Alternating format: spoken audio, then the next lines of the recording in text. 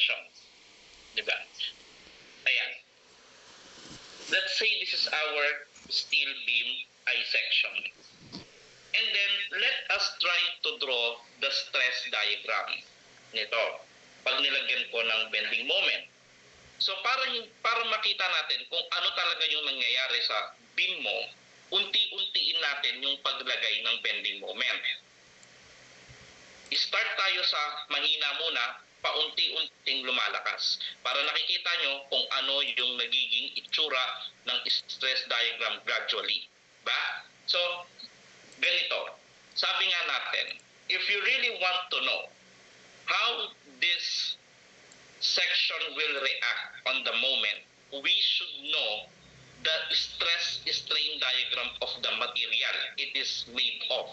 Okay? So, yun yung importante dito. So, ngayon, kung papansinin nyo, no, balikan natin yung stress-strain diagram ng isang bakal. So, let's say ito yung stress at ito yung strain natin. Diba? We all know na kapag hindi pa ganun kataas yung stresses and strain, there is a stage in which the stress and strain relationship follows this proportional relationship. And this is what we call the elastic stage. No? Yan yung sinasabi nating elastic stage. Ibig sabihin, guys, your section will still follow the Hooke's law. Diba? Kaya yung formula yung MC over I, My over I still works if you want to find the stresses at any points on the structural section. Okay. So, kaya lang guys, no? Okay, kung elastic yan, ano ang magiging itsura ng diagram mo? So, basically, ang itsura ng diagram mo, ganito. Okay, since ang stress and strain ay linear, so basically, linear din ang magiging stress diagram. And yung ito, sabihin natin yung FB max mo, yan yung pinakamataas na stress na nangyayari sa bakal mo. Okay? So lahat ng fiber dito, okay, is still under elastic stage. Diba? Kaya lang, sinasabi natin, hindi po sa habang buhay, elastic yung kanyang relationship. Lalo na kapag masyado ng malaki yung bending moment na ina-apply mo. Ngayon, ang nangyayari dyan kasi, okay, di ba elastic to, no? Meron po talaga tayong point na kung saan tumitigil na yung pagiging elastic ng bakal. So, yan yung tinatawag nating proportional limit. Di ba? Okay, kaya lang, kung papansinin mo yung stress-strain diagram ng isang bakal, makikita mo, guys, na yung kanyang proportional limit tsaka yung tinatawag nating yield point halos magkalapit. Kaya, guys, sa context ng steel design and even in RCT, tumitigil lang o sinimplify natin ito. Tumitigil lang na maging elastic ang isang bakal kapag na-reach mo na yung tinatawag nating yield stress Fy. Okay. So, ibig sabihin, kumbaga, for concept, no, yung Fy, yung ginagawa nating dulo ng elastic stage. Diba? So, ngayon, kapag nag-yield na yung bakal, hindi pa naman agad mapuputol yan. So, ano ang magiging behavior sa yield? Diba? Ang magiging behavior niyan is kahit lagyan mo ng mataas na strain, it will no longer increase in stress hanggang Fy ka na lang. So, syempre kapag beam, hindi natin inaabot yung ultimate strength ng bakal. Tandaan nyo yan. Ginagamit lang natin ang ultimate strength ng bakal when we are dealing with steel connection. Lalo na yung tearing ng connection mo, tearing ng plate. Doon mo ginagamit yung ultimate stress. Pero sa steel flexure, guys, okay, ang limit state natin dito hanggang yield point po lamang. Okay? So, yan po yung nangyayari doon. No?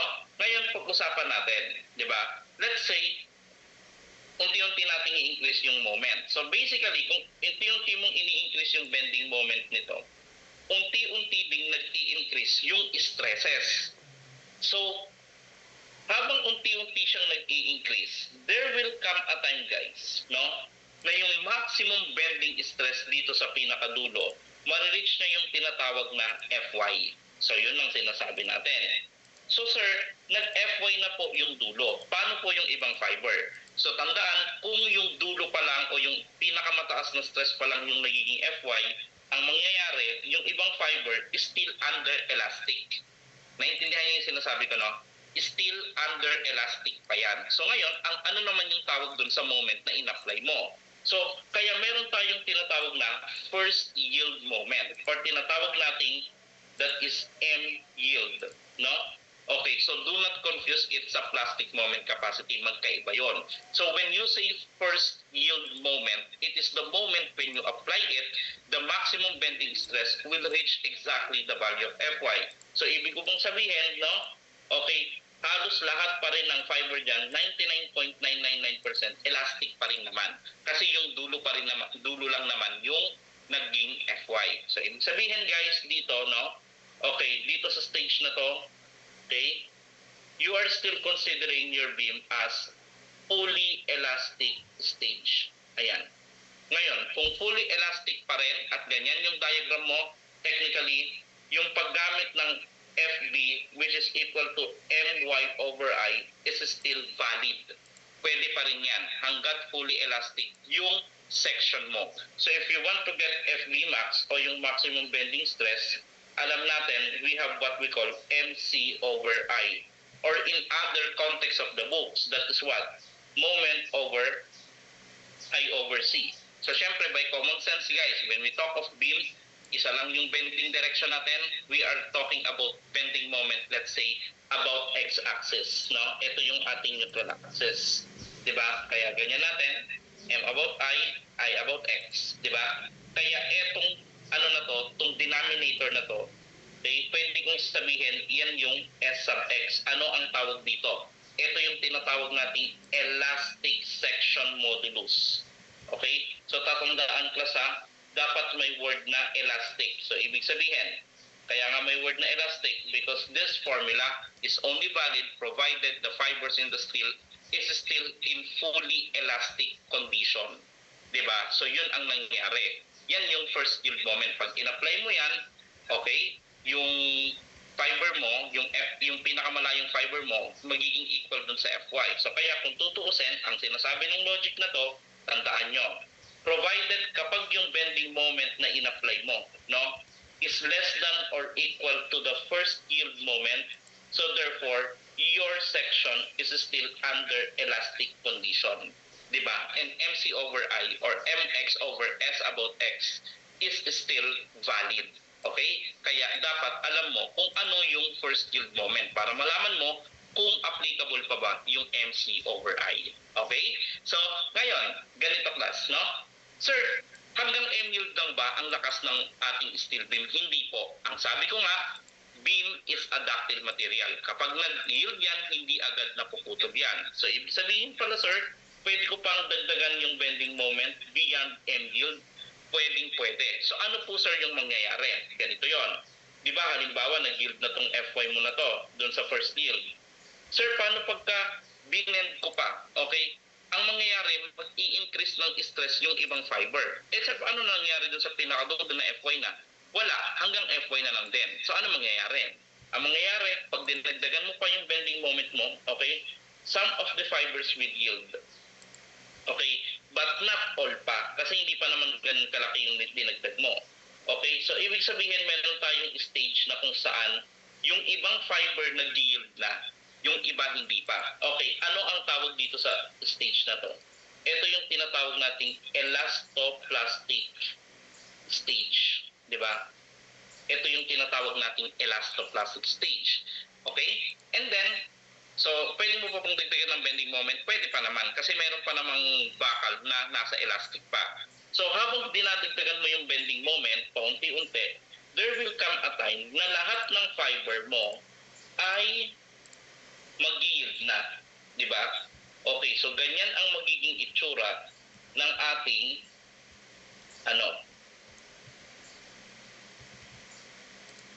stress diagram. Okay, pag nangyari yan guys, ito na yung tinatawag nating fully plastic stage. No? Pag sinabing fully plastic stage, ibig sabihin, all fibers in the steel is already yielding at ito rin yung case na nakakabuo na tayo ng tinatawag na plastic hinge. Di ba? Okay, yun yung sinasabi natin. So, kaya mangyayari lang yan if the moment you apply is basically equal to M sub P or yung tinatawag nating plastic moment. So, yun yung idea nun, no? Okay, ngayon, paano nga ba kinukuha yan? So basically, napakadali lang po, no? Okay, ganito yan. Para makuha mo yan, let's say, meron kang compression dito, tapos meron, teka lang, i-ano ko dito ha. Okay, tapos meron ka ditong tension. Lang. Lagay ko dito ha. Ayan. Lagay ko yung tension dyan. So, ngayon, let's say, ito yung area natin. No? Okay. So, dapat unang hanapin mo dyan yung tinatawag nating plastic neutral axis. Diba? So, ngayon, ano ang sinasabi natin yan? Diba? Sabihin natin itong area sa taas ay A1, ito sabihin natin ay A2. Diba? So, basically, sabi ng SMAT natin, no? If the stress is already uniform, ang gagawin mo lang, i-multiply yung stress na yun sa area. Kaya yung compression na yan, that is basically Fy times what? A1, no? Yung tension ganun din, Fy times A2. Diba? So, ngayon, ano ang basehan sa pagkuha ng plastic neutral axis? Tatandaan nyo, since beam yan, alam natin compression equals tension. Kaya we can say Fy A1 is equal to Fy A sub 2. So, pwede mong cancelin to. That's why sa plastic neutral axis, yung area sa taas at saka sa baba, o yung sa compression side at sa tension side, ay pareho. Diba? And if you want to get the plastic moment, okay, that is very simple. Okay, all you have to do from neutral axis, diba, saan ba nag-act yung compression na yan? Tandaan ninyo, kapag ang stress ay uniformly distributed over an area, the force act right exactly on the geometric centroid of the area. So kaya ibig sabihin, kung meron itong y bar 1,